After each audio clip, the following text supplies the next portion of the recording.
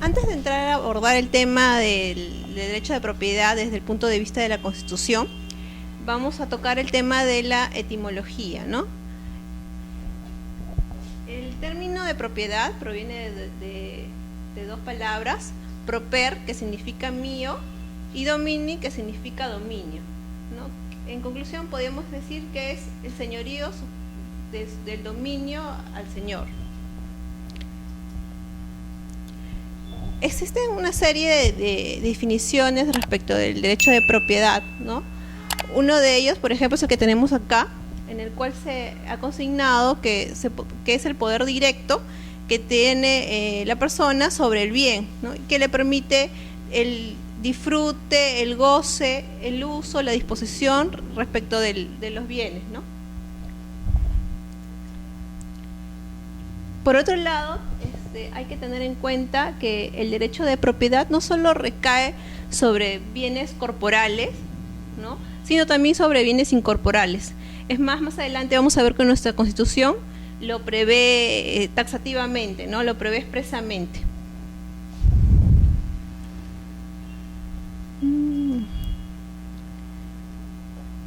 Antes de abordar el tema constitucional, me gustaría mencionarles una normativa especial que utilizamos los abogados, que es el Código Civil, ¿no? Específicamente en el artículo 923 se ha establecido el derecho de propiedad, ¿no?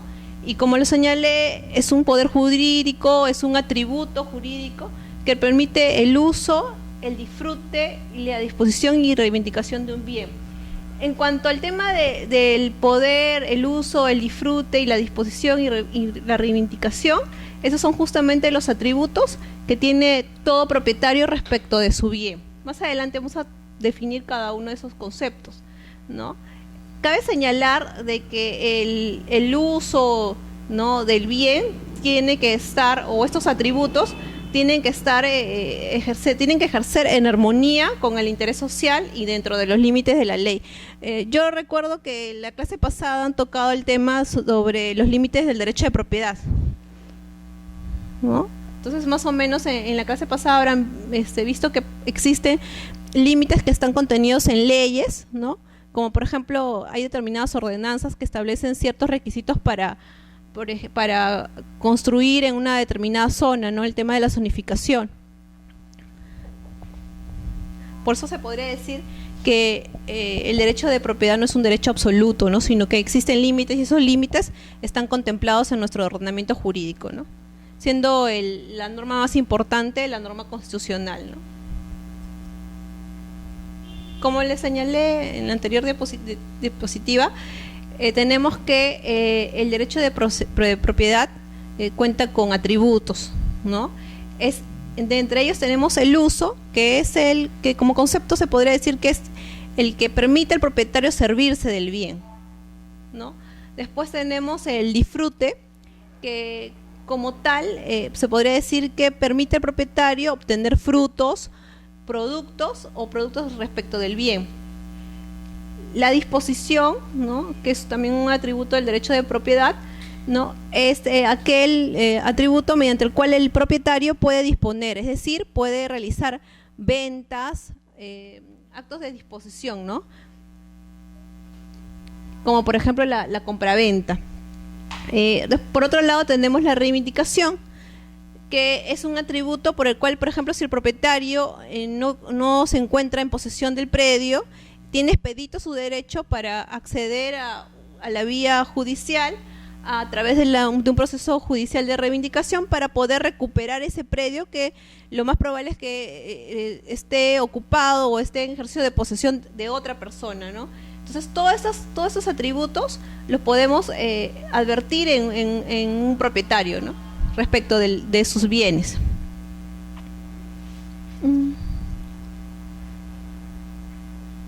Tenemos las características del derecho de propiedad, ¿no? Características que, como os lo voy a señalar, algunas son tomadas del derecho tradicional y que actualmente están siendo, se podría decir, cuestionadas o han sido, por ejemplo, en el caso de la característica de un derecho absoluto, Es un derecho absoluto, se dice. ¿Por qué? Porque contempla en sí varias atribuciones, ¿no? Entre ellas, como les señalé, la disposición, el usar, el disfrutar, ¿no? Es un conjunto de atribuciones con las que cuenta el propietario. Sin embargo, esta característica actualmente ha sido dejada de lado. ¿Por qué? Porque como veremos adelante, el derecho de propiedad ya no es un derecho absoluto, sino que tiene límites, y estos límites están contemplados justamente en nuestro ordenamiento jurídico o en nuestra norma constitucional. Por otro lado, tenemos que es un derecho exclusivo, es decir, por ejemplo, sobre un bien no vamos a encontrar dos propietarios. La excepción a esa regla es el derecho de copropiedad, ¿no? Por ejemplo, un inmueble que tenga más de un propietario, ¿no? Después tenemos como una característica también que es perpetuo, es decir, se podría decir que sobreviene a la muerte, ¿no? Por ejemplo, tenemos las herencias, ¿no? Es un derecho inviolable. Esta característica de inviolabilidad justamente la podemos encontrar en nuestro ordenamiento jurídico, en la Constitución, en el artículo 70, en el cual el Estado está en la obligación de proteger al derecho de propiedad, ¿no? A los propietarios, y que solamente se puede, a través de ciertos requisitos, se puede, por ejemplo, en el caso de las expropiaciones, ¿no? Se puede poder vulnerar ese derecho, ¿no?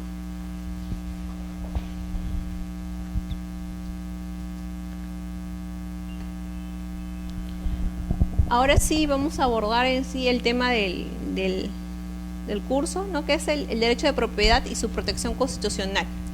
Como sabemos, nuestro país es un Estado constitucional de derecho, es decir, que se respetan las normas consagradas en nuestra Constitución, ¿no?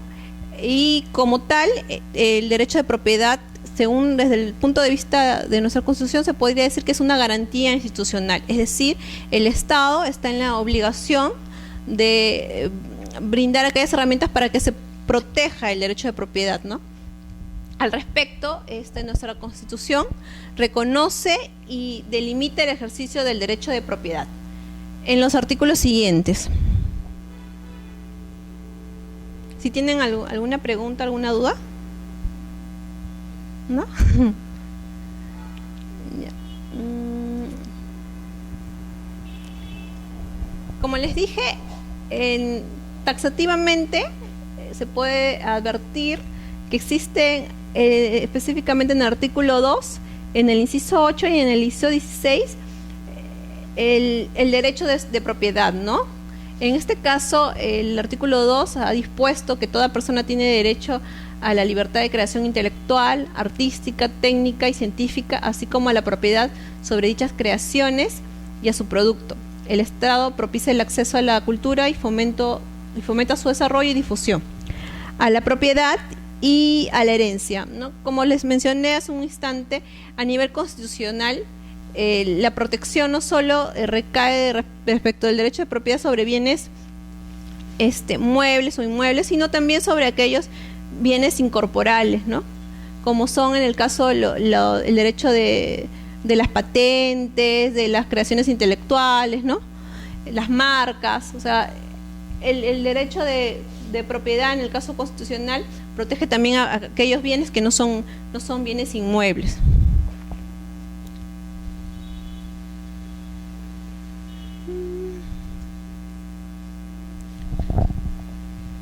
Esta característica de la inviolabilidad del derecho de propiedad, que como les mencioné hace un rato, que es una característica del derecho de propiedad, ¿no? Se encuentra contemplado en nuestro artículo 70, el artículo 70 de nuestra Constitución, donde se establece que justamente el derecho de propiedad es inviolable, ¿no? Y el Estado, en nuestro país, al ser un Estado constitucional de derecho, tiene la obligación de garantizarlo, ¿no? Y es más, en este caso, en este punto, por ejemplo, podemos ver que dice, se ejerce en armonía con el bien común y dentro de los límites de la ley. Este supuesto, por ejemplo, se puede advertir acá que el derecho de propiedad no es un derecho absoluto, sino que tiene límites, y en este caso el límite es que el propietario lo ejerza en armonía con el bien común y dentro de los límites de la ley, ¿no? Por otro lado, también se establecen supuestos en los cuales sí se podría privar, el Estado podría privar del derecho de propiedad, ¿no? En el caso de, por ejemplo, como lo vamos a explicar más adelante, las expropiaciones, que solamente se pueden dar por causa de seguridad nacional o necesidad pública, y además debe estar esta seguridad nacional y esta necesidad pública debe estar contemplado en una ley, ¿no? Previo pago de una indemnización justipreciada o el justiprecio.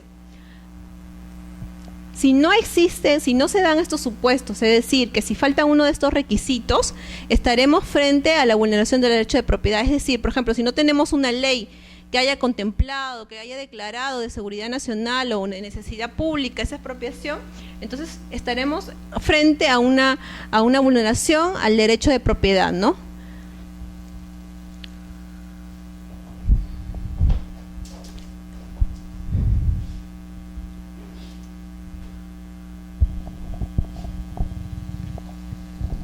El doble carácter del derecho de propiedad.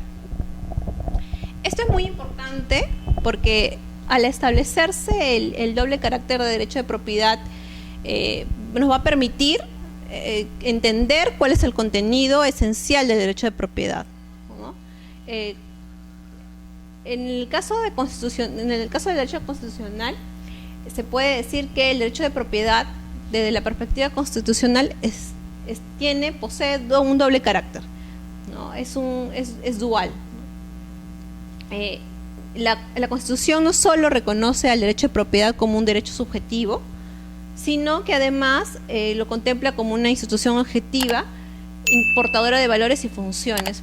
En el caso de un derecho objetivo es justamente el concepto que les di de derecho de propiedad, ¿no? El poder que ejerce una persona respecto de sus bienes, que le permite el disfrutar, el usar, los actos de disposición respecto de su predio.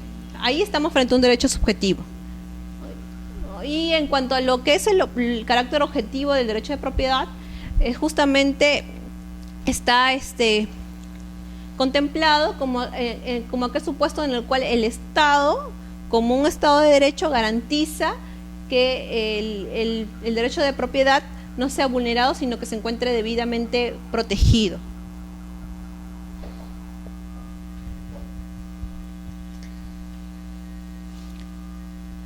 Y acá les he consignado, ¿no?, la dimensión subjetiva del concepto del Tribunal Constitucional, ¿no? El Tribunal Constitucional ha contemplado, ha definido al derecho de propiedad como el poder subjetivo que permite a una persona usar, disfrutar, disponer y reivindicar de un bien, ¿no? El uso, el disfrute y la disposición y la reivindicación son atributos del derecho de propiedad. Así, la persona, en este caso, le permite percibir los frutos y los productos y darle el destino al bien de acuerdo a sus intereses, siempre, pero, como se señaló, respetando siempre la ley y el bien común, ¿no?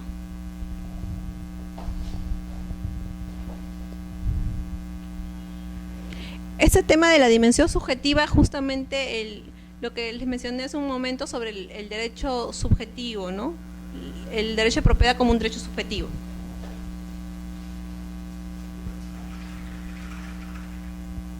Buenas noches.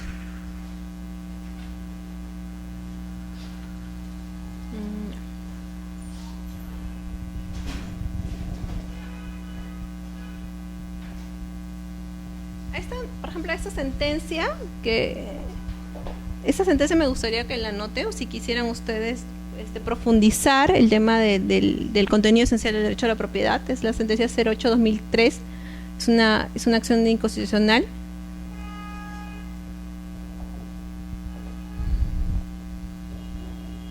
que ahí explica justamente lo que estamos diciendo sobre el tema del contenido esencial del derecho a la propiedad, su dualidad, ¿no? Como un derecho subjetivo y como un derecho objetivo.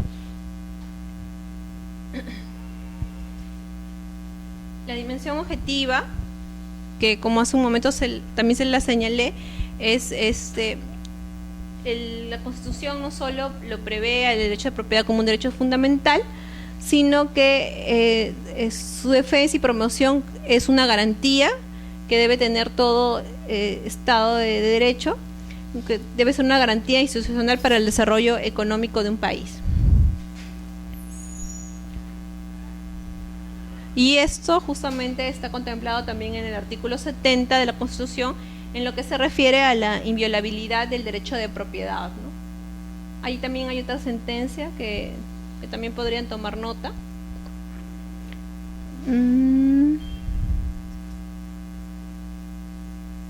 Y vamos a abordar el tema del contenido esencial del derecho a la propiedad.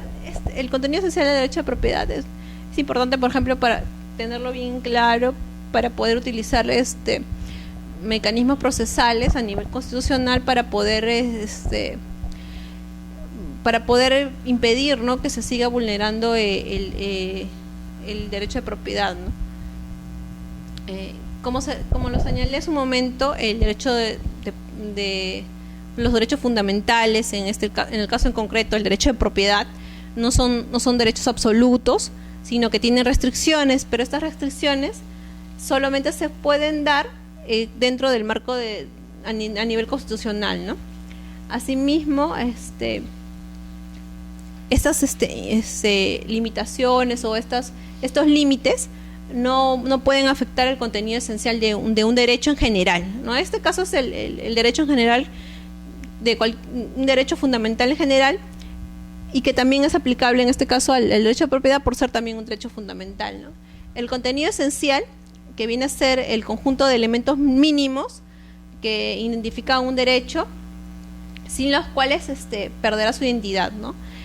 El contenido esencial es muy conocido a nivel constitucional o denominado como el núcleo duro del derecho, ¿no? Así lo ha definido el Tribunal Constitucional. Y su identificación nos va a permitir determinar en qué supuesto se puede acceder a su protección en la vía constitucional, ¿no? A través, por ejemplo, de un proceso de amparo.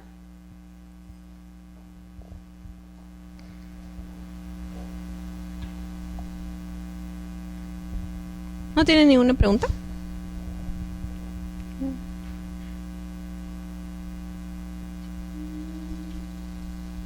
Acá hay un gráfico, ¿no?, sobre el contenido esencial y el contenido accesorio.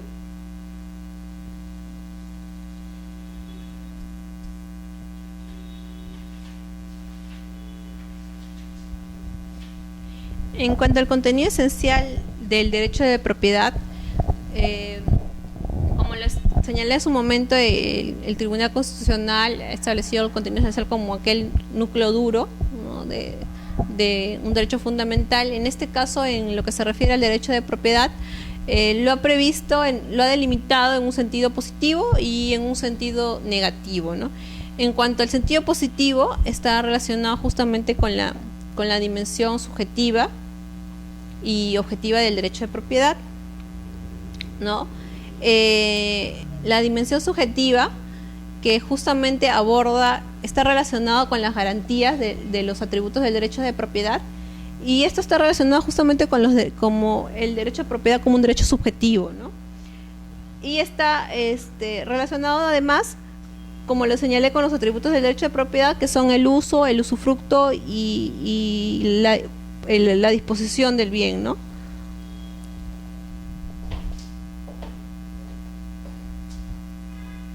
Acuérdense, subjetivo, lo que tiene que ver con el carácter de derecho subjetivo del derecho de propiedad, que está relacionado con las garantías, con los atributos del derecho de propiedad, ¿no?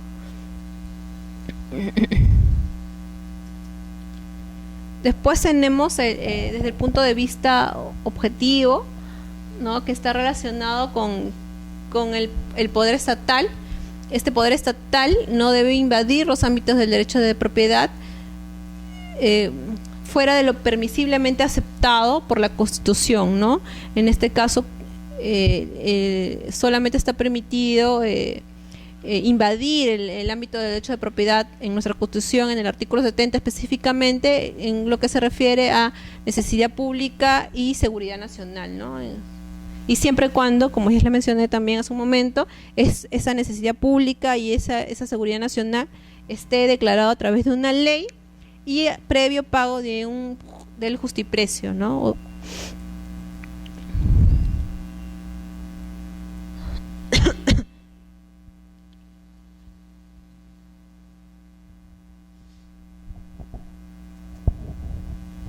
En un sentido negativo, tenemos que se hace alusión a aquellas manifestaciones del derecho de propiedad que no forman parte de su contenido esencial, refiriéndose justamente al derecho de posesión, ¿no?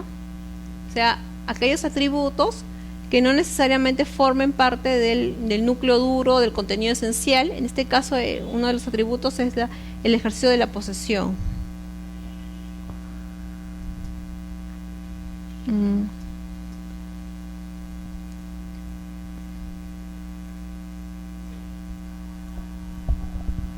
¿Tienen alguna duda?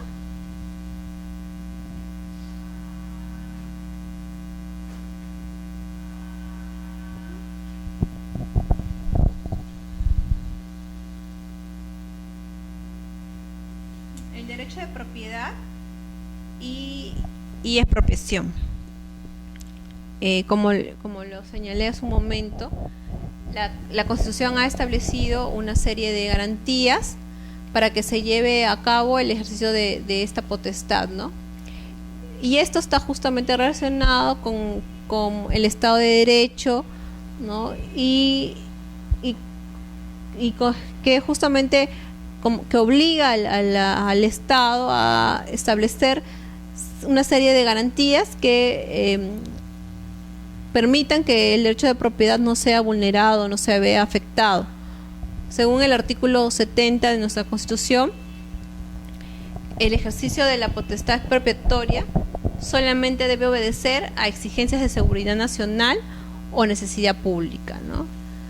Además, debe estar sujeta a una ley, es decir, que la seguridad nacional o necesidad pública debe estar declarada por una ley que debe ser aprobada por el Congreso de la República, ¿no? Que es el órgano competente quien les pide este tipo de normativa, ¿no? Además, supone una obligación del Estado de pagar en efectivo la indemnización justa y preciada que compense el precio del bien en materia de expropiación.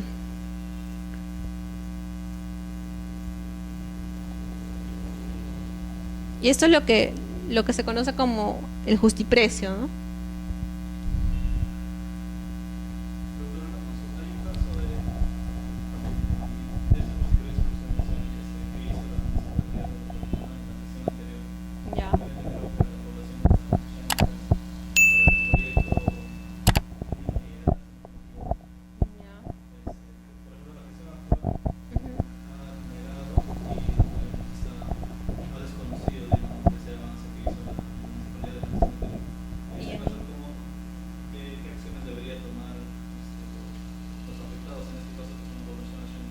Tendría que ir a un proceso judicial, ¿no? Un proceso constitucional de amparo para poder hacer efectivo esa indemnización, ¿no? Tendría que ir a un proceso constitucional. Porque justamente si se está vulnerando justamente el núcleo duro del derecho de propiedad, ¿no? Aquí no ha habido uno de los requisitos, que es el pago del justiprecio, ¿no? O sea, necesariamente para que sea una expropiación tiene que estar contemplado estos tres supuestos, ¿no? La seguridad nacional y que esta seguridad nacional o la necesidad pública esté contemplado en una ley, ¿no? Tiene que haber una ley, esta seguridad nacional tiene que estar declarada por una ley y a la vez el Estado tiene la obligación de realizar un pago. Si falta uno de estos requisitos, entonces estamos frente a una vulneración del derecho constitucional de la propiedad, ¿no? Entonces tiene expedito la vía para poder hacer efectivo el pago, ¿no?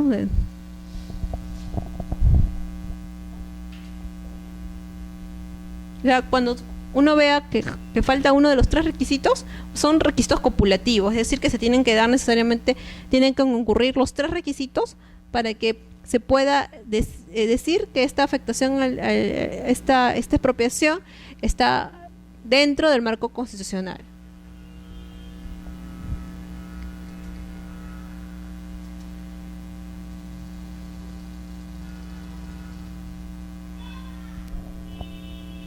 Acá tengo una sentencia del Tribunal Constitucional que hace mención al tema del derecho de propiedad, ¿no? Aquí justamente se hace mención a una acción de inconstitucionalidad. Se dice que la privación de la propiedad como consecuencia del ejercicio de la potestad expropiatoria del Estado no constituye un supuesto de limitación de derechos, sino de sacrificio del mismo. La diferencia es muy importante, ya que a diferencia de lo que es propio de un supuesto de limitación o regulación del derecho de propiedad, que no es indemnizable, el efecto inmediato del ejercicio de la potestad expropiatoria es afectar el núcleo dominical de la propiedad, por lo que de conformidad con el artículo 70, su eficacia está condicionada al pago previo en efectivo de la indemnización correspondiente. Justamente aquí se hace mención a lo que usted me preguntaba, ¿no?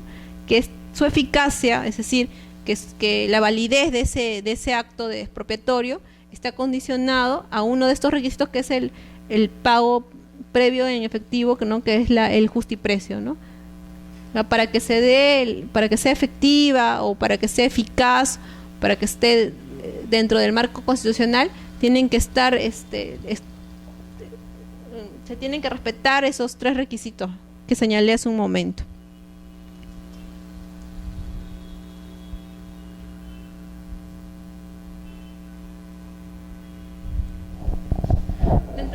Dentro de la clasificación de los bienes, tenemos los bienes de dominio privado y los bienes de dominio público. En los bienes de dominio público tenemos justamente, lo tenemos contemplado en el artículo 7.3 de la Constitución Política, ¿no? En este caso justamente tenemos que los bienes de dominio público son aquellos bienes que tienen un destino o un uso público, ¿no? Además que tienen como características de que son inalienables e imprescriptibles, ¿no? Los bienes ¿qué quiere decir inalienable? Que no se puede disponer del predio. ¿Qué quiere decir imprescriptible? Es decir, que no se puede adquirir a través de una prescripción, de un proceso de prescripción, un derecho de propiedad respecto de un bien de dominio público. Los bienes de uso público pueden ser concedidos a particulares conforme a ley para su aprovechamiento económico, ¿no?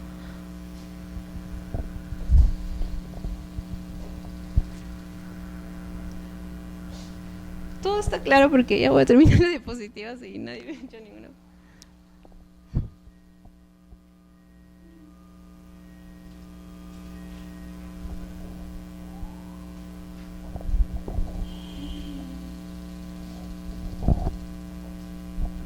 Bueno, a diferencia de los bienes de dominio privado del Estado, ¿no? Donde el Estado, por ejemplo, en cuanto a los bienes de dominio privado, puede ejercer todos los atributos que puede ejercer un particular, ¿no?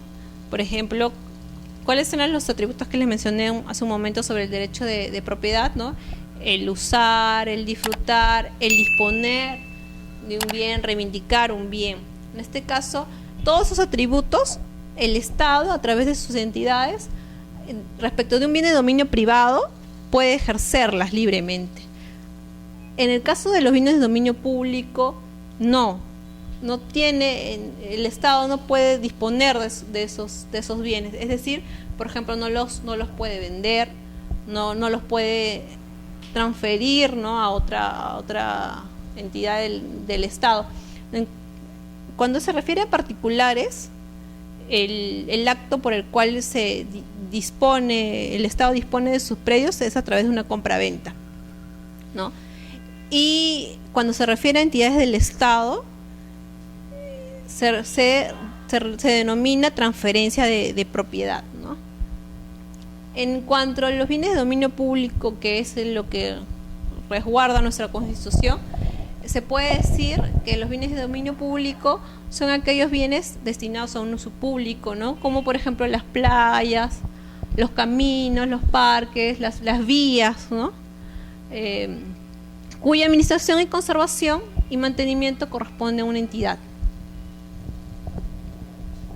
Por otro lado, tenemos aquellos destinados al soporte público, ¿no? Es decir, por ejemplo, los lugares que se utilizan para sedes gubernamentales, para escuelas, para ministerios, para instituciones educativas, ¿no? Para los aportes reglamentarios son aquellos bienes que se otorgan en las habilitaciones urbanas.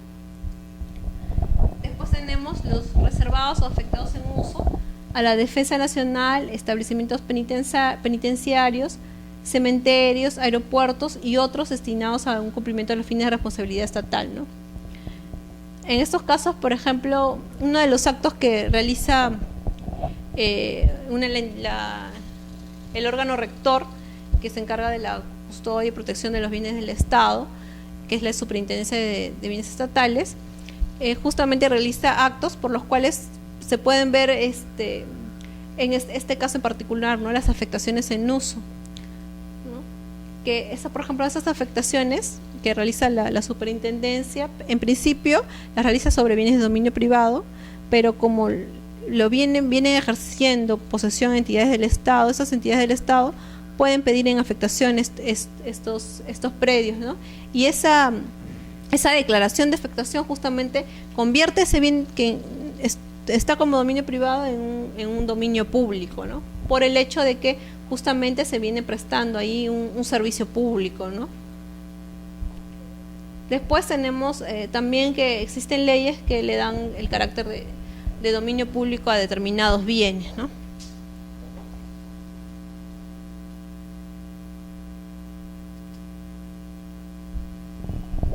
Las características de los bienes de dominio público: es un bien inalienable, es decir, que no puede ser objeto de acto de disposición. Aquí me gustaría entrar un poco al detalle, ya que yo laboralmente veo justamente temas de actos de disposición que se refieren a bienes del Estado, ¿no? En la práctica, por ejemplo, por regla general, los bienes de dominio público no pueden ser materia de acto de disposición alguno, ¿no? La excepción es que hayan perdido su condición, y para eso el procedimiento por el cual estos predios de bienes del Estado que pierden su condición de dominio público y pasan a un bien de dominio privado se denomina desafectación, ¿no? Esta desafectación justamente es el procedimiento por el cual el bien de dominio público pasa a ser un bien de dominio privado. Requisito esencial para que un bien de dominio público pueda ser objeto de un acto de disposición, porque por regla general los bienes de dominio público no pueden ser objeto de acto de disposición alguno, es decir, no pueden ser objeto de una venta, por ejemplo, ¿no? Por eso es el carácter de inalienabilidad. Asimismo, tampoco no pueden ser objetos de embargos, ¿no?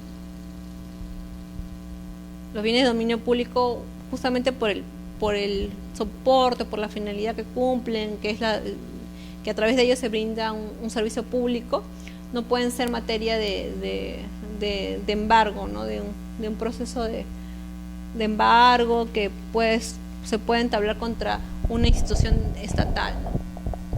Después tienen el carácter de imprescriptibles, es decir, que no se puede acceder a un derecho de propiedad a través de la prescripción, no se puede acceder a la propiedad a través de la prescripción adquisitiva respecto de los bienes de dominio público, así como también sobre respecto de los bienes de dominio privado, ¿no? En ninguno de los dos casos, ni en los bienes de dominio público ni en los bienes de dominio privado, actualmente son de carácter imprescriptibles ambos, ¿no? Asimismo, no pueden ser materia de derechos privativos, es decir, no pueden ser objetos de actos de disposición, y además no necesitan inscripción registral para su protección, ¿no? Ni tutela permanente del Estado.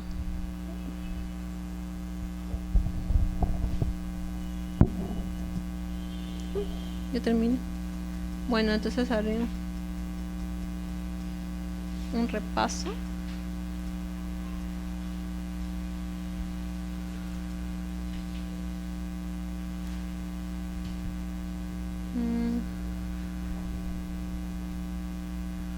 Como lo señalé, el derecho de propiedad es un derecho por el cual es un poder directo respecto de un bien inmueble, de un bien, ¿no? O se puede también considerar un atributo. Pero este ejercicio de este derecho de propiedad tiene límites, y los límites se encuentran contemplados en nuestro ordenamiento jurídico, ¿no? En nuestra norma constitución, ¿no? Así como el ejercicio del derecho de propiedad tiene que estar ligado al tema del bien común, ¿no? Y está muy ligado también al tema de la función social del derecho de propiedad, ¿no? Es por eso que decimos que no es un derecho absoluto, sino que actualmente pues podemos decir que es un derecho relativo, ¿no? Porque tiene límites. Cabe destacar que constitucionalmente no solo se prevé el tema del derecho de propiedad respecto de bienes muebles o inmuebles, sino también aquellos bienes que no son corporales, ¿no? Bienes incorporales, como por ejemplo las concesiones mineras, las marcas, los derechos de autor, ¿no? Ya el Tribunal Constitucional ha señalado que constitucionalmente, a diferencia de los derechos reales o derechos civil, ¿no? El derecho constitucional también protege aquellos bienes que son incorporales, ¿no?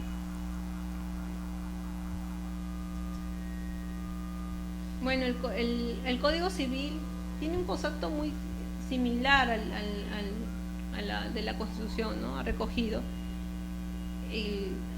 las características de todo derecho de propiedad, sus atributos, ¿no? El uso, el disfrute, la disposición y la reivindicación, ¿no? Que tiene atributos que tiene todo propietario respecto de su bien, ¿no? Así como también el ejercicio del derecho de propiedad en armonía con el interés social, ¿no? Y los límites de la ley, ¿no? Por ejemplo, acá podríamos destacar que en la Constitución se hace mención al interés común, ¿no? Que es más que todo un interés colectivo, no un interés general.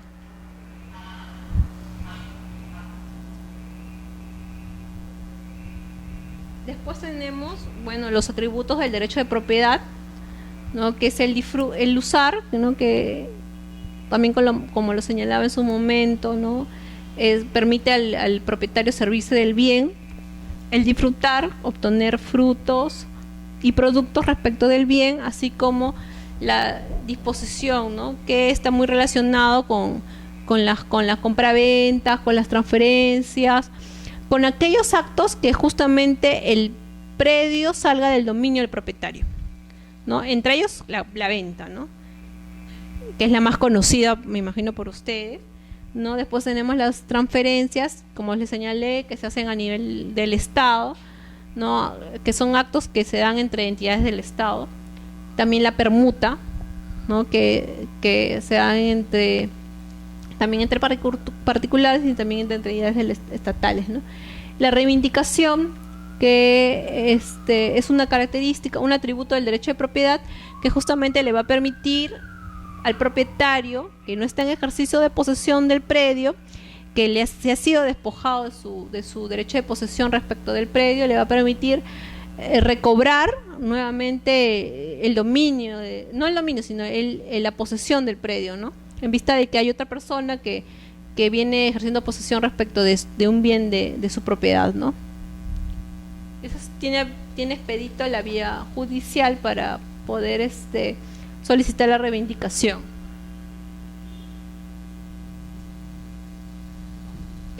Las características del derecho de propiedad, ¿no? Es un derecho absoluto, característica que ha sido actualmente, pues, se puede decir cuestionada o dejada un poco de lado, porque como hemos señalado, si bien es cierto, el carácter absoluto del derecho de propiedad justamente está referido a que contempla una serie de suma de facultades, ¿no? Que son el usar, el disfrutar, el disponer del bien, una serie de atributos que tiene todo propietario. Sin embargo, no es absoluto. ¿Por qué? Porque tiene límites, y esos límites están contemplados en nuestra Constitución, ¿no? Y en otras normas de nuestro ordenamiento jurídico, que justamente van a restringir el derecho de propiedad, ¿no? Y además que se debe ejercer en armonía, ¿no? Del bien común, ¿no? En armonía del bien común y con respeto de la normativa, ¿no? Por eso es que se dice que no es un derecho. Podría decir que el carácter de derecho absoluto podría decirse que es una característica del derecho tradicional, ¿no? Y que actualmente se está dejando de lado, ¿no?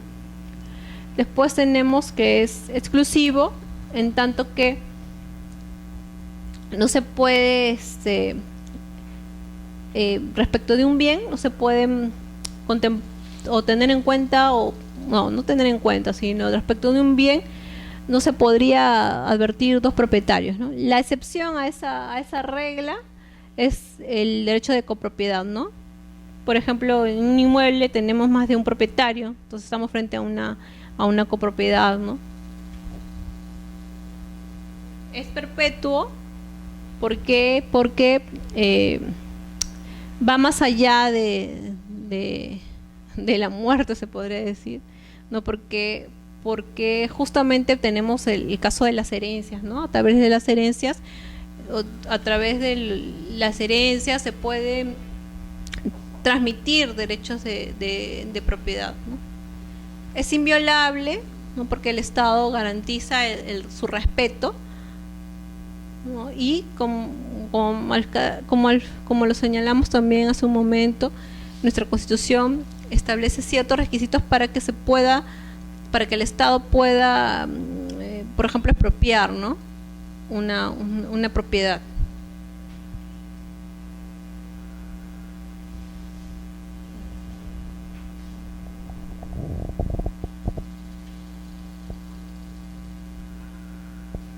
El derecho de propiedad, a diferencia a nivel constitucional, ¿no? El Perú, al ser un Estado constitucional de derecho, es decir, un Estado que respeta la Constitución, el ordenamiento jurídico interno, ¿no? Y además también la normativa internacional, ¿no? Que también contempla justamente la protección en este caso, del derecho de propiedad, ¿no? Al respecto, el Perú tiene o contempla el derecho de propiedad como una garantía institucional, ¿no? Como una garantía institucional del Estado constitucional. Además, reconoce taxativamente, es decir, ha señalado expresamente la protección de este derecho de propiedad, así como delimita su ejercicio, ¿no? En los artículos que veremos más adelante, que son el artículo 2, ¿no? Que toda persona tiene derecho a la libertad de creación intelectual, artística, técnica y científica, ¿no? Aquí podemos ver claramente que a nivel constitucional también se da la protección respecto del derecho de propiedad de bienes incorporales, ¿no? Las patentes, las marcas, las creaciones intelectuales, ¿no? Artísticas. El Estado propicia el acceso a la cultura y fomenta el desarrollo y difusión. Bueno, acá tenemos también que toda persona tiene derecho a la propiedad y a la herencia. Esos son artículos en los cuales se puede advertir que la protección a nivel constitucional del derecho de propiedad, ¿no?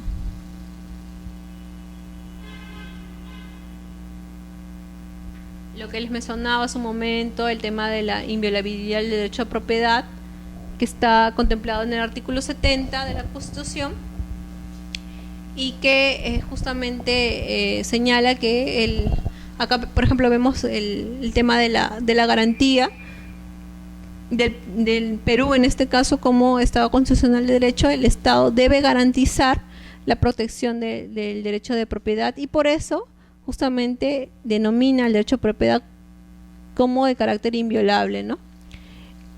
Asimismo, delimita su ejercicio a través, señalando de que el ejercicio del derecho de propiedad debe ser en armonía con el bien común y dentro de los límites de la ley, ¿no?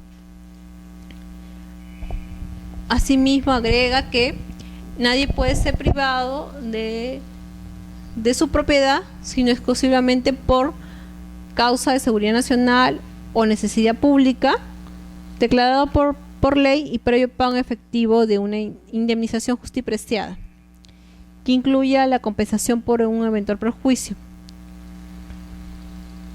Asimismo, contempla que hay una acción ante el Poder Judicial para contestar el valor de la propiedad del Estado que haya sido señalada en el procedimiento expropiatorio, ¿no? Es decir, si por ejemplo no están de acuerdo con el monto otorgado, ¿no?, se encuentra expedita la vía para poder cuestionar, ¿no?, el monto, el valor. Tenemos el doble carácter del derecho de propiedad, que nos va a permitir justamente establecer el contenido esencial del derecho de propiedad, es decir, el núcleo duro, ¿no?, del derecho de propiedad, y para poder justamente determinar en qué casos estamos ante la vulneración de un derecho de propiedad, ¿no? Desde el punto de vista constitucional, el derecho de propiedad posee un doble carácter. Este doble carácter está compuesto por el derecho de propiedad como un derecho subjetivo,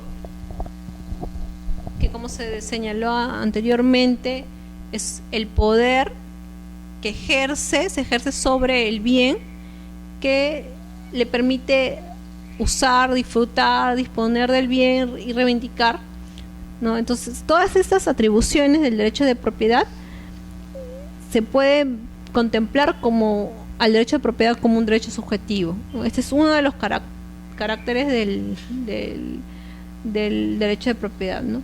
Por otro lado, tenemos el otro carácter, que es como un derecho objetivo, que no solo contempla el derecho de propiedad como un derecho subjetivo, como un derecho fundamental, sino que además señala que el derecho de propiedad es una institución que contempla portadora de valores y funciones, ¿no? Asimismo, el tema del carácter objetivo está muy ligado, o está ligado, se debe decir, a la obligación que tiene el Estado de garantizar su respeto, ¿no? Acá tenemos un concepto del Tribunal Constitucional, ¿no?, que lo ha establecido en una sentencia,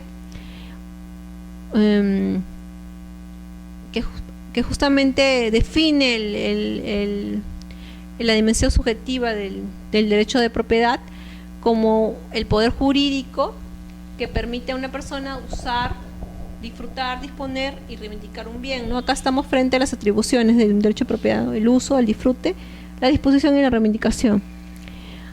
Así, además, señala que la persona propietaria podrá servirse directamente de su bien, percibir sus frutos y productos y darle destino o condición conveniente a sus intereses, e incluso podrá recuperarlo si alguien se ha apoderado de él sin derecho alguno, ¿no? Aquí está el tema de la reivindicación, ¿no? O sea, si alguien ha sido despojado, tiene expedito para poderlo recuperar, ¿no?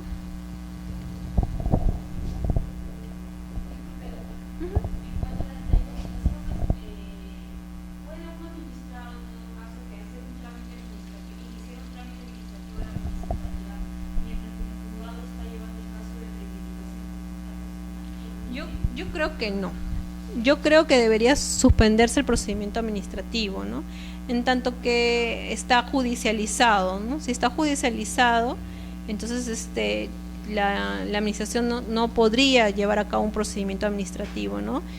Y tendría que inhibirse, ¿no? Porque ya está siendo cuestionada a nivel judicial justamente la recuperación de ese bien, ¿no? de aquel propietario que no está en ejercicio de posesión.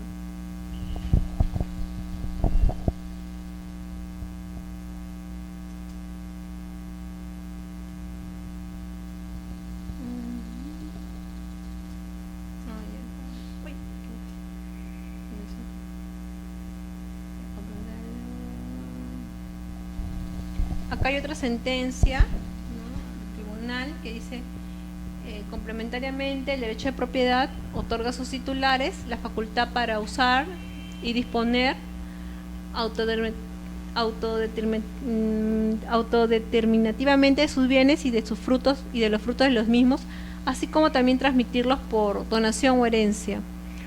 O como tal le viene en el atributo más completo que se puede tener sobre una cosa, ¿no? Aquí se puede establecer el concepto también de derecho de propiedad, ¿no? Sus atributos, ¿no? Una de sus características como un derecho absoluto, ¿no? Como un derecho que es perpetuo, ¿no? Que puede ser transmitido por herencia, por la herencia. Entonces se pueden ver justamente los atributos y las características del derecho de propiedad, ¿no? Para saber justamente si estamos frente a un derecho de propiedad. Esta sentencia deberían anotarla, si es importante. Es la sentencia 08-2003.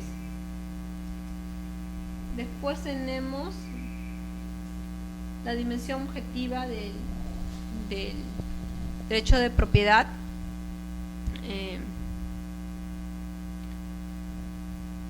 Que como lo señalé hace un momento, el derecho de propiedad no es solamente un derecho subjetivo, sino que a la vez tiene un carácter objetivo, ¿no? Y este carácter objetivo justamente está contemplado como la obligación que tiene el Estado de garantizar su protección, ¿no?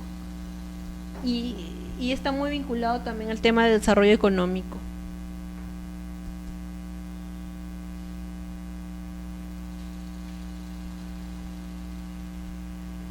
Después acá tenemos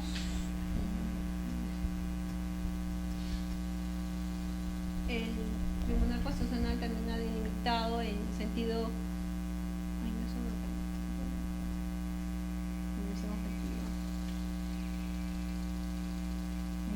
acá tenemos el contenido esencial del derecho a la propiedad.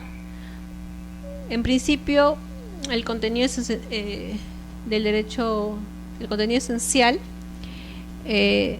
como ya lo ha establecido el Tribunal Constitucional, también lo ha denominado el núcleo duro del derecho.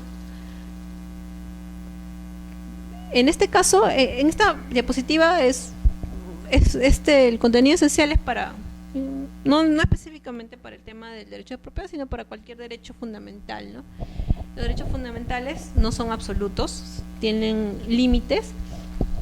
Sin embargo, estos límites tienen que estar, no pueden afectar el contenido esencial del derecho de propiedad, o afectar el contenido esencial de cualquier derecho, ¿no?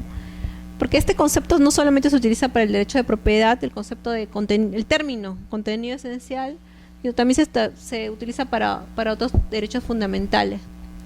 En el caso del contenido esencial de un derecho fundamental, viene a ser el conjunto de elementos mínimos que identifican un derecho sin los cuales perdería su identidad, ¿no? Su identificación, o sea, el que identifiquemos el contenido esencial o el núcleo duro del derecho, nos va a permitir determinar en qué supuesto se acude a su protección en vía constitucional.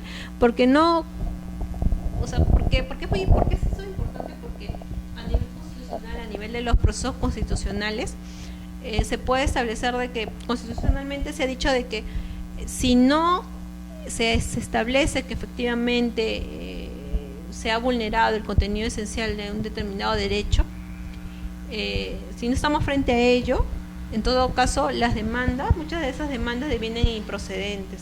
¿Por qué? Porque si se da eso, el Tribunal Constitucional ya ha señalado, tiene expedito otras vías judiciales, ¿no? Para poder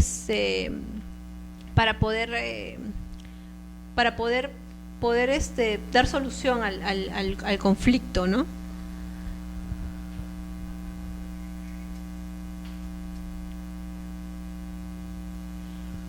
Previamente, para determinar el contenido esencial del derecho a la propiedad, el Tribunal Constitucional ha delimitado en sentido positivo y negativo el concepto de derecho de propiedad, ¿no?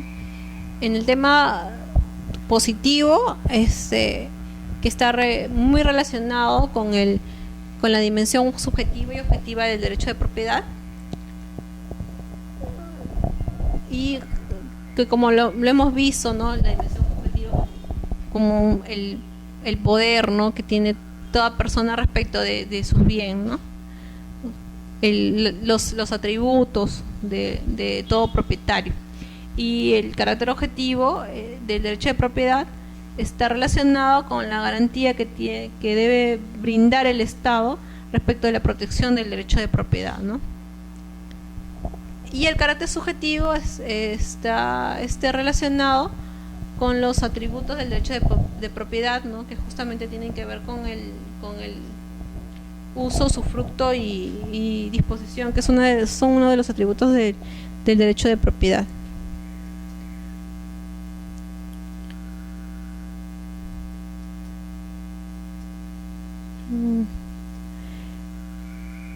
En el sentido objetivo está relacionado con la garantía, ¿no? Como les mencionaba hace un momento, que el poder estatal no invada los ámbitos de la propiedad fuera de lo permisiblemente aceptado por la Constitución, ¿no? O sea, el Estado mismo tiene límites, y el Estado particulares tienen límites, y esos límites están determinados por nuestro ordenamiento jurídico, ¿no? En sentido negativo, el Tribunal Constitucional hace alusión a aquellas manifestaciones del derecho de propiedad que no forman parte de su contenido esencial, ¿no? Refiriéndose específicamente al derecho de posesión.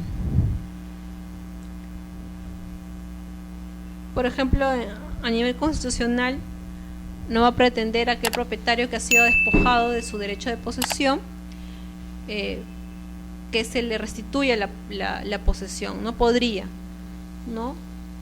En este caso, la demanda constitucionalmente debería ser declarada improcedente, ¿no? Porque tiene otra vía, la vía ordinaria, en este caso la vía civil, que vendría a ser el proceso de reivindicación, para que se le restituya su derecho de posesión, ¿no?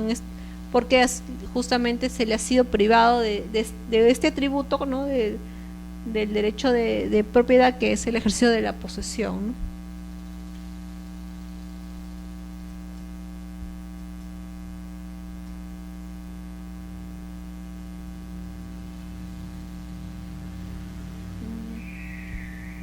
Derecho de propiedad y expropiación.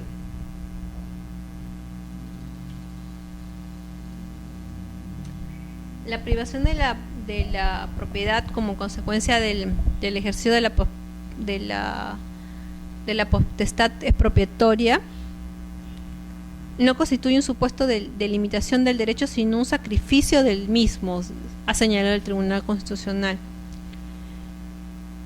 ¿Por qué? Porque justamente está vinculado con el tema de la necesidad pública, ¿no? La seguridad nacional. Y es por eso que no constituye un supuesto de limitación del derecho, sino que está permitido constitucionalmente este tipo de acto, ¿no? O el ejercicio de esta potestad del Estado. La diferencia refiere que justamente es un supuesto de limitación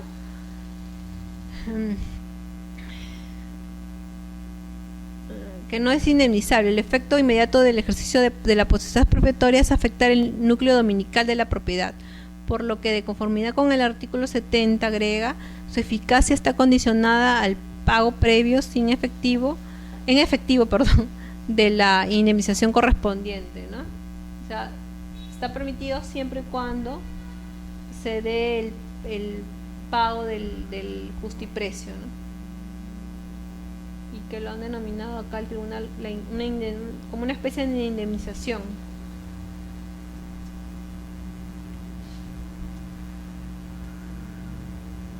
Acá tenemos los tres supuestos o los tres o las garantías, ¿no?, que para que se pueda llevar a cabo esta expropiación, ¿no? El artículo 70 ha señalado que el ejercicio de la potestad expropiatoria debe obedecer a exigencias de seguridad nacional o necesidad pública. Acá me gustaría destacar que, a diferencia de la Constitución anterior, la Constitución del 79, que establecía no una necesidad pública, no, sino el interés social, ¿no? Y que no engloba, como sí lo hace, por ejemplo, la necesidad pública, como un interés general o genérico, ¿no? Sino que la anterior Constitución hacía referencia a este interés social que se podría decir que está individualizado, está relacionado con un interés en particular. En cambio, acá en la necesidad pública está justamente relacionado con un interés general, un interés colectivo, ¿no? Asimismo, está sujeto a una ley, ¿no?, siendo el Congreso de la República el competente para expedirlo, ¿no? Es decir, esta seguridad nacional o necesidad pública debe estar declarada por ley, ¿no?, para que el Estado pueda hacer ejercicio de esta potestad expropiatoria. Asimismo, otro de los requisitos es la obligación del Estado de pagar en efectivo la indemnización justipreciada, ¿no?, o el justiprecio, que compense en alguna forma el procedimiento que se ha llevado a cabo, ¿no?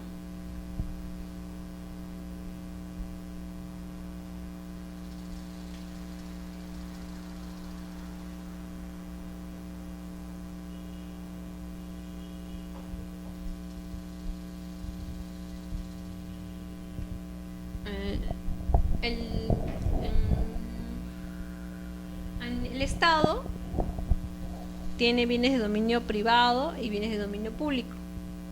En lo que se refiere a los bienes de dominio privado, el Estado se comporta como cualquier particular, ¿no? Los vende, los transfiere, si quiere los dona, ¿no? Entonces tiene todos esos atributos que tiene cualquier propietario respecto a esos bienes, los bienes de dominio privado del Estado. Pero respecto de los bienes de dominio público, el Estado no puede ejercer de manera por regla general, no podría realizar actos de disposición sobre estos bienes, ¿no? En tanto que justamente su protección se encuentra contemplada en la Constitución taxativamente en el artículo 7.3, ¿no?, según el cual los bienes de dominio y uso público, los bienes de dominio público y uso público son inalienables e imprescriptibles, ¿no? Los bienes de uso público pueden ser concedidos a particulares conforme a la ley para su aprovechamiento económico, ¿no? Acá se pueden dar las concesiones, ¿no?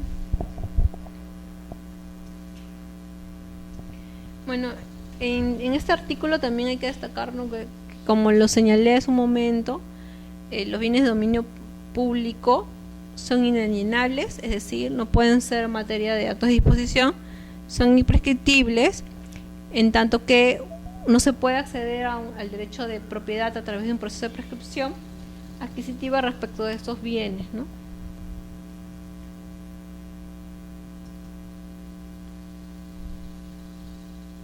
Bienes de dominio público son aquellos destinados a uso público, no como las playas, las plazas, los parques, los jardines, las vías,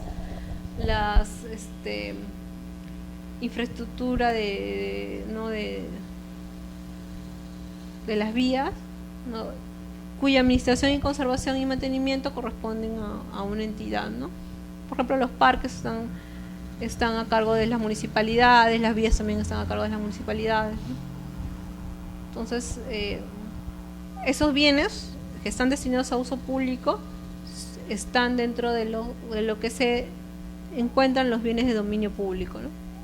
Asimismo, tenemos aquellos destinados al soporte para la prestación de cualquier servicio público, que se refiere a las sedes gubernativas e institucionales, en las escuelas, los estadios, los aportes reglamentarios, los mercados públicos, ¿no? Entonces, como por el carácter que tienen o por el uso que se les da, que como es la prestación de un servicio público, no los convierte a estos bienes en dominio público. Asimismo, aquellos reservados o afectados en uso a la defensa nacional, a los establecimientos penitenciarios, a los cementerios, aeropuertos y otros destinados al cumplimiento de los fines de responsabilidad, ¿no?, estatal. Por ejemplo, en la superintendencia nos llegan pedidos como órgano rector de los bienes del Estado, llegan pedidos de compra-venta, ¿no?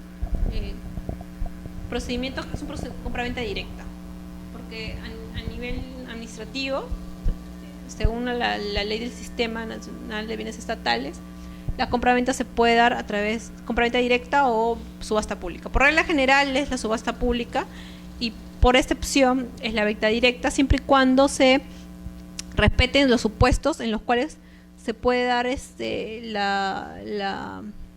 puede proceder una venta directa, ¿no? Por ejemplo, se han establecido causales, ¿no? Entre ellas, por ejemplo, una en particular que es muy reiterada, muy vista, ¿no?, es la causal C del artículo 67 del Decreto Supremo 07/2008 Vivienda, ¿no?, que establece que las personas podrían acceder podrían comprar un bien del Estado siempre y cuando esté en ejercicio de posesión con anterioridad al 25 de noviembre de 2010, ¿no? Y además que estén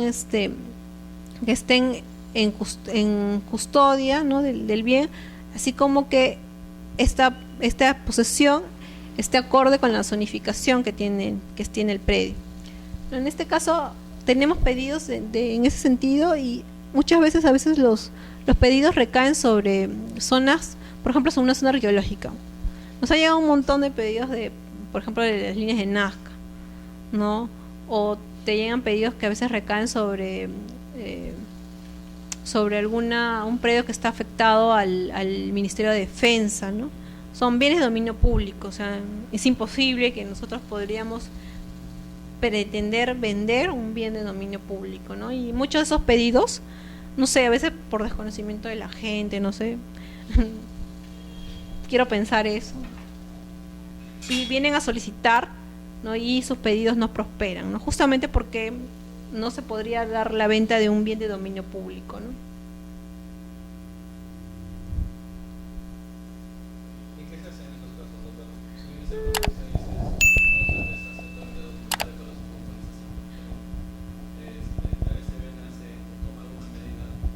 Claro, tener algún organismo, porque si bien es cierto, no se les da documento para las personas sin educación. ajá, sí, justamente hay una área que se encarga de la supervisión de esos bienes, ¿no? La área de supervisión que tiene la obligación, ¿no?, o el deber de custodiar esos bienes, o si en caso están en posesión de determinadas personas privados, recuperarlos nuevamente, ¿no?, a través de esta subdirección y también a través de la Procuraduría del Estado, ¿no?, realizar todas las acciones necesarias para poder recuperar nuevamente el predio, ¿no?, que cumpla realmente el destino que tiene este predio, ¿no? Eso es lo que se debería buscar, ¿no?, preservar esos bienes de dominio público, ¿no?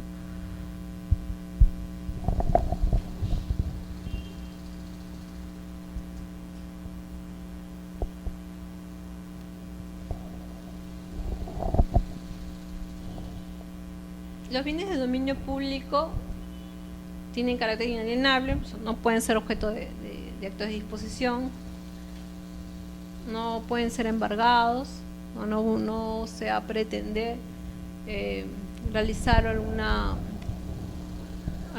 medida cautelar de embargo sobre esos bienes, ¿no? Para poder hacer pago de alguna deuda, ¿no? O sea, un acreedor no puede pretender interponer una medida cautelar respecto de bienes de dominio público.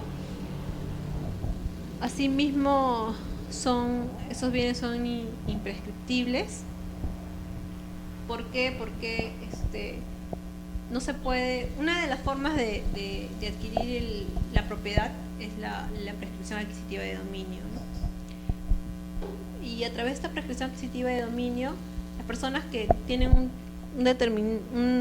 un tiempo en posesión del predio pueden adquirir a través ya sea de la vía judicial, notarial o administrativa, ¿no? Podrían adquirir la propiedad de un bien, pero en este caso los bienes de dominio público no pueden ser objeto de prescripción adquisitiva de dominio, ¿no? O sea, no se podría dar.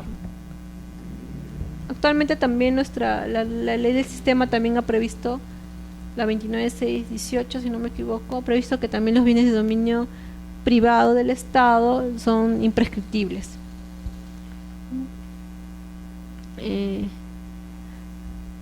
Asimismo, no pueden ser materia de derechos privativos, ¿no?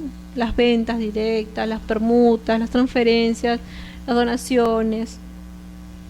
Y finalmente no tienen no necesariamente tienen que estar inscritos para ser considerados como tales, ¿no? ¿Qué más podríamos agregar respecto del carácter del derecho de propiedad específicamente? La función social, ¿no? del derecho de propiedad, ¿no? Que la propiedad no se agota en su contenido individual, ¿no? Sino que debe estar el derecho de propiedad debe ser ejercido, ¿no? De manera que no se vulnere el bien común, el bienestar general, ¿no? También se puede decir que el derecho de propiedad no es solo un derecho, sino también es un deber, ¿no? Y está muy vinculado al tema como lo señalé, de la función social, ¿no? No es un derecho absoluto, ¿no? Que se ejerce en armonía con el bien común y y dentro de los límites de la ley, ¿no?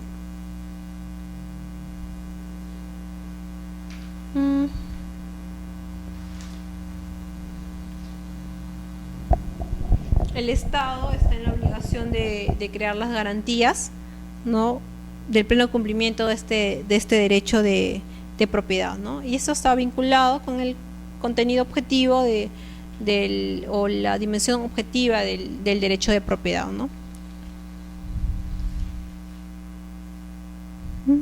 Pues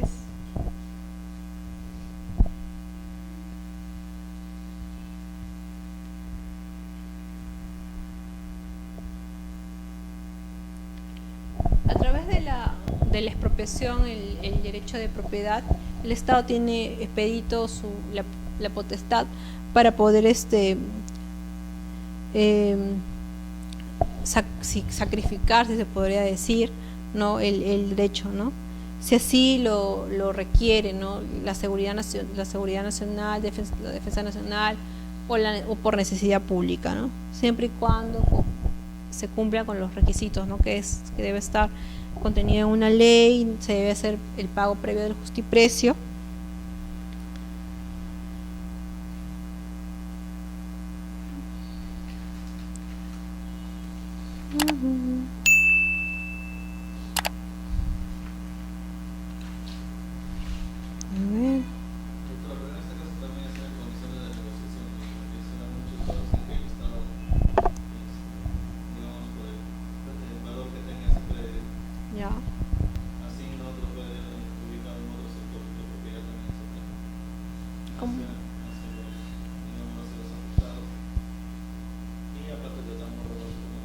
¿Lo reubicas? ¿A eso te refieres a la reubicación?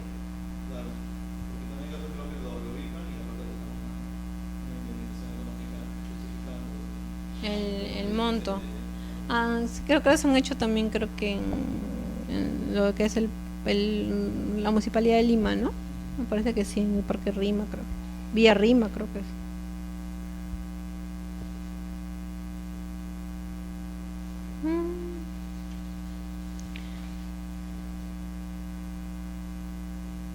ese posible es a valor comercial. Sí. Eso es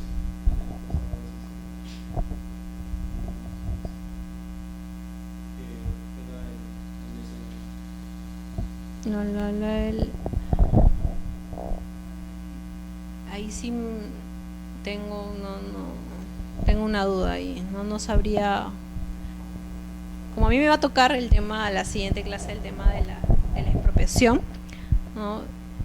Justamente ahí te voy a poder contestar el tema exactamente de cuál es el valor que se toma para hacer el tema de las tasaciones, ¿no?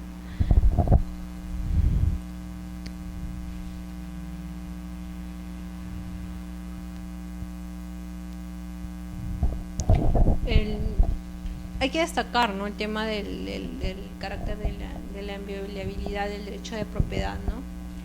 ¿Por qué? Porque justamente es como una protección que tiene todo propietario, ¿no?, para que no se viole o se vulnere el derecho de propiedad, ¿no? Y que solamente, no solo el Estado, sino también terceros respeten el derecho del propietario, ¿no?, respecto de sus bienes.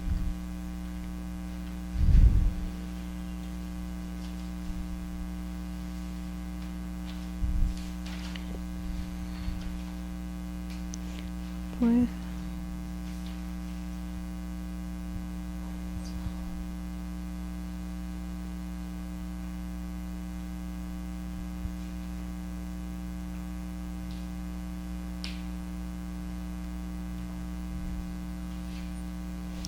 la sentencia del Tribunal Constitucional que les mencioné hace un momento, la sentencia recae en el expediente 08-2003, la de una acción de inconstitucionalidad, que me gustaría que la lean porque justamente a través de esa sentencia van a poder entender el contenido esencial, ¿no?, o el concepto de derecho de propiedad, su contenido esencial, ¿no?, así como también hace referencia también al artículo 70 sobre el tema de la función social que se le atribuye a este derecho, ¿no?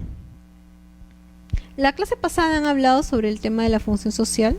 Ustedes han venido la semana pasada, creo que han tocado el tema de la función social del derecho de propiedad, que está justamente le impone deberes a los propietarios, ¿no?, para que no afecten derechos de terceros, ¿no?, con el ejercicio de su derecho de propiedad. No hay que ver el derecho de propiedad como un derecho aislado, ¿no?, sino que debe ser acorde con el bienestar común, ¿no?, con el bienestar general, con el interés, con el bienestar del colectivo, ¿no? Por eso es que la función social está ligada también con el deber, no solo ver el derecho de propiedad como un derecho, sino también como un deber, ¿no?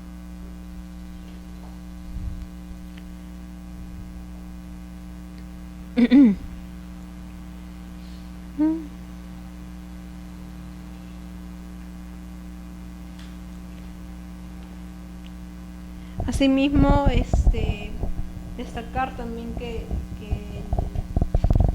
en esta sentencia, específicamente en su fundamento 26, ¿no?, ha establecido que el Estado solamente puede intervenir, ¿no?, sobre del derecho de propiedad, ¿no?, en los supuestos que hace un momento mencioné, ¿no?, que se deben contemplar copulativamente o son concurrentes esos supuestos para que el Estado tenga expedito el derecho para ejercer esa potestad expropiatoria, ¿no? también esa sentencia también la menciona, ¿no? La doble dimensión también del carácter del derecho de propiedad, ¿no? El carácter objetivo y subjetivo, ¿no? Del derecho de propiedad, ¿no?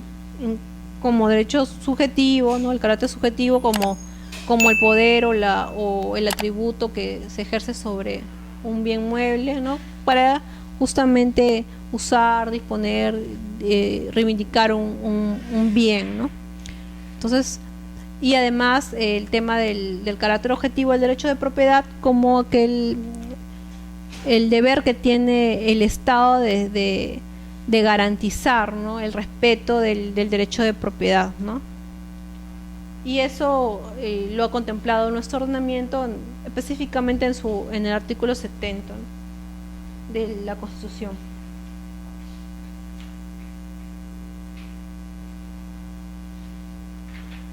¿No? La dimensión objetiva, ¿no? Que justamente no solo garantiza que el Estado no invada ámbitos del derecho de propiedad, sino que también garantiza que privados tampoco intervengan, ¿no?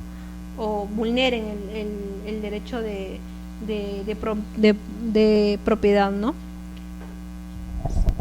Fuera de lo que está permitiblemente aceptado por la norma. La norma sí permite que el Estado, por ejemplo, pueda intervenir a través de esta potestad expropiatoria, pero siempre y cuando respetando, ¿no? los requisitos que un procedimiento de expropiación debe contar, ¿no? Después la propiedad como una garantía institucional, ¿no? Que también se puede, que está relacionado con el carácter objetivo del derecho de propiedad, ¿no? El Estado como el Perú como un Estado de derecho constitucional tiene el deber de garantizar su respeto, ¿no?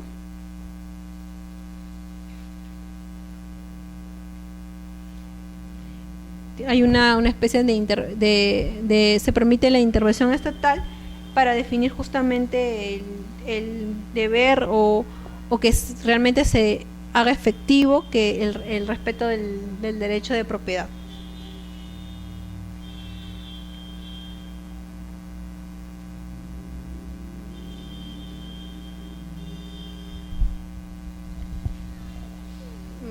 Después finalmente podríamos hablar sobre la función social, ¿no? Como para dar mayor alcance a lo que se habló en la clase pasada sobre el tema de la función social del derecho de propiedad, ¿no? Que justamente la propiedad obliga al propietario a que ejerza su derecho en armonía con el interés común, con el interés social, ¿no? Asimismo, recuerda que el Estado está en la obligación de garantizar, ¿no? Que justamente se ejerce el derecho de propiedad en busca del beneficio del interés común, del interés colectivo, ¿no?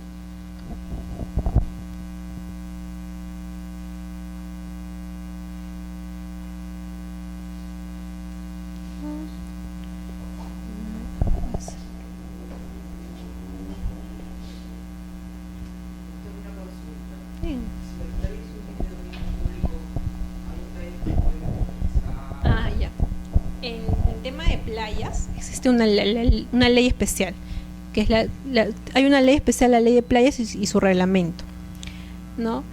Por regla general, la playa es un bien de dominio público, no puede ser materia de disposición. No obstante ello, existe una excepción a esa regla, y es el tema de playa. La playa está compuesto por una zona de dominio público y una zona de dominio restringido. Esta zona de dominio restringido, que está vinculado con los 200 metros después de los 50 metros que forman parte de lo que es el dominio público, la zona de playa, ¿no? Estos 200 metros, contados a partir de la línea de alta marea que se establece en los 50 metros, pueden ser materia de actos de disposición, siempre y cuando, según la norma especial, se haya realizado la desafectación. Pero la desafectación para un tema de dominio restringido en temas de playas solamente se contemplan dos supuestos. Uno de los supuestos es que, por ejemplo, se realice un proyecto turístico en el lugar, ¿no? Y otra o que se quiera realizar una infraestructura de carácter de interés general, ¿no? Interés social. Pero esos supuestos, o sea, por ejemplo, si alguien pide para hacer un proyecto turístico, este proyecto turístico tiene que estar aprobado por el órgano competente. No cualquiera puede decir, yo quiero esta zona y a la vez lo quiero para hacer un proyecto.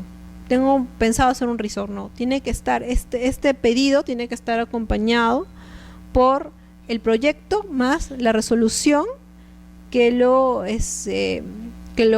determine como tal, ¿no? Como un proyecto de interés general, interés público, ¿no? O que lo declare como tal, ya sea por el órgano competente, ¿no? Puede ser el gobierno regional si es que tuviera alguna competencia respecto a ese proyecto, ¿no? O algún ministerio, ¿no? Por otro lado, tiene que presentar el documento por el cual la municipalidad o la municipalidad distrital o la provincial donde se ubique el predio nos diga que no está incurso dentro de sus planes de acondicionamiento territorial, ¿no? Eso también es uno de los requisitos. Pero para que una zona de dominio restringido pueda venderse, ese predio tiene que ser desafectado. Y como les mencioné hace un momento, la desafectación que implica que ese bien, que es un dominio público, pase a la esfera del dominio privado para que pueda ser objeto de acto de disposición, ¿no? Entonces, si no se ha dado ese procedimiento de desafectación, esa área no se podría vender, ¿no? Pero como te digo, existen ciertos supuestos para poder vender dominio restringido. Tiene que necesariamente respetarse esos supuestos para que se pueda dar, ¿no? No cualquiera puede pretender comprar una zona de dominio restringido, ¿no?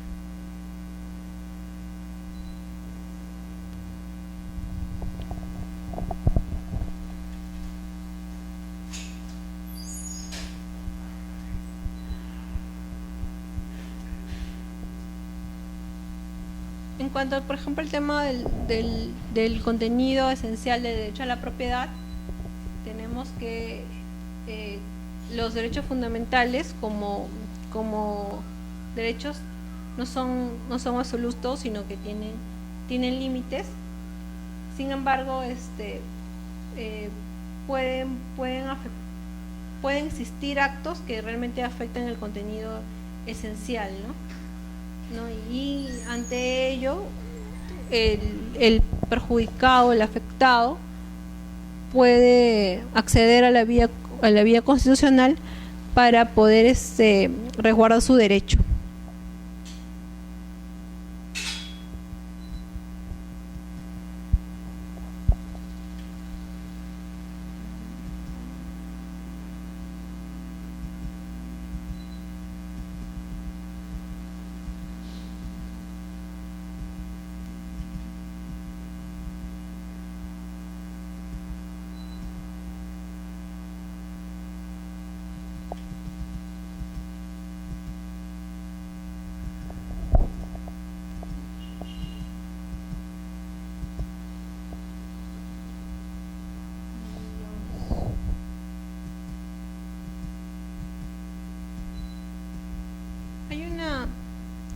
Hay un procedimiento que por ejemplo,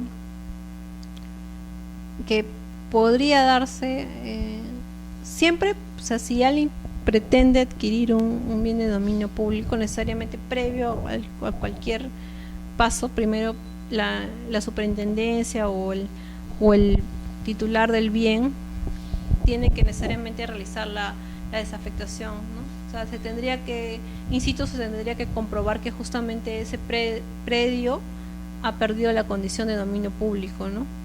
Que ya no está cumpliendo la función para el cual ha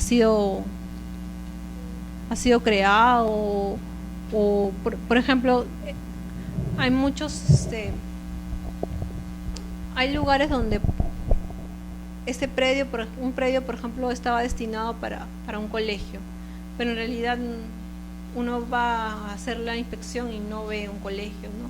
Sino, por ejemplo, hay una casa ahí, ¿no? En ese caso, si el bien tiene la naturaleza de ser, en este caso, estaba destinado para ser un colegio, o sea, quien lo ocupa previamente tendría que realizarse la desafectación, o sea, ese bien tiene que pasar a un bien de dominio privado para que pueda pretender comprar un bien de dominio público, ¿no? O sea, tiene que perder su condición necesariamente tiene que haber perdido su condición para que pueda prosperar a un procedimiento, ¿no?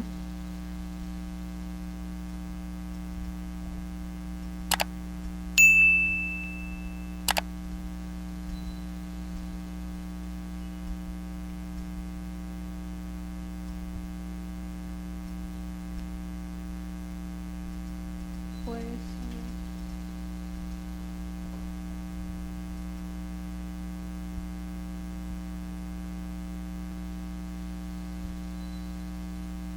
¿les ha quedado alguna duda con el tema de la doble dimensión del derecho de propiedad con respecto al contenido esencial del derecho de propiedad?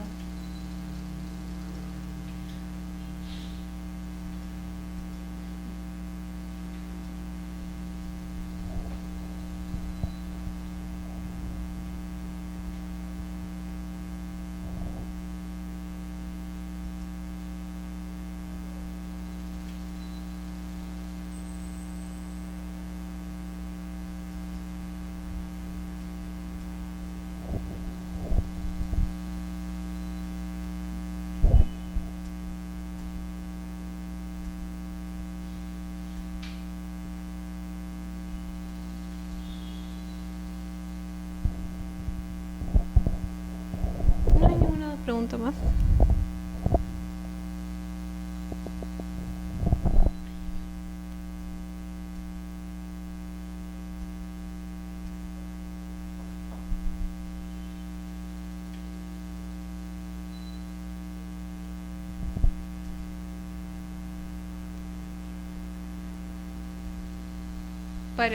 Necesariamente para establecer el núcleo duro o el contenido esencial del derecho de propiedad, es importante que previamente hayamos determinado la dualidad, ¿no? La doble dimensión, ¿no?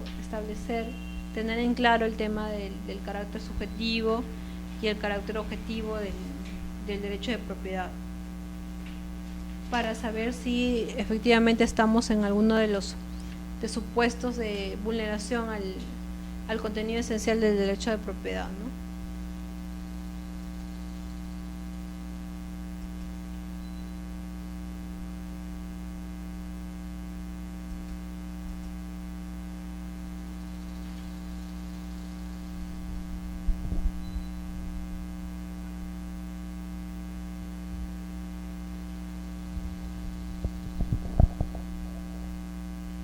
A diferencia, por ejemplo, de otros derechos, en el caso del Tribunal Constitucional lo ha delimitado, se puede decir, en un sentido positivo y en un sentido negativo, el tema de la doble dimensión del derecho de propiedad, ¿no? Y cuando lo delimita, en el sentido positivo hace mención a la dimensión subjetiva y a la dimensión objetiva del derecho de propiedad, ¿no?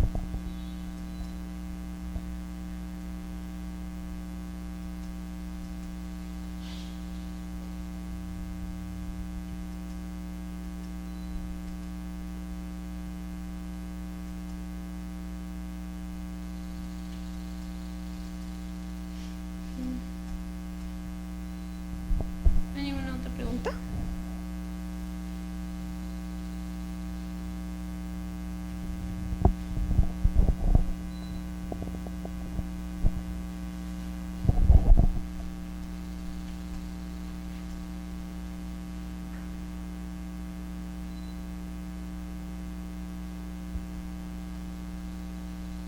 como ya en su momento les mencioné, ¿no? El artículo 70 contempla los límites, el tema de la función social del derecho de propiedad, el tema de la garantía que tiene o el deber que tiene el Estado de proteger el derecho de propiedad, y además también el tema de la potestad del ejercicio de la potestad expropiatoria del Estado, ¿no? Este artículo 70 tiene estas figuras, ¿no?, que podrían advertirse de la lectura del mismo.